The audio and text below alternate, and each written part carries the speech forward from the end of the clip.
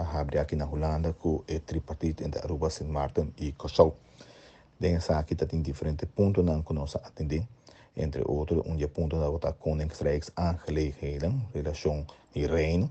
Aqui não tem uma apresentação de Raad van State, onde ela papel e regra que tem para o qual o tamanho financeiro, a papel de reino, também para de verdrag e unirecht.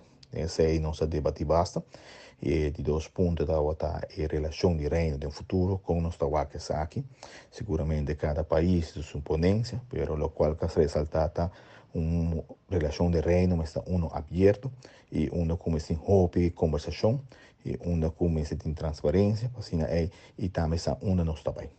Depois de sei nós temos lunch. Primeiro dia nós seguimos com o ombudsman Reinier van Zuppen, onde com essa que papo de problemática de huisvesting para os estudantes, né?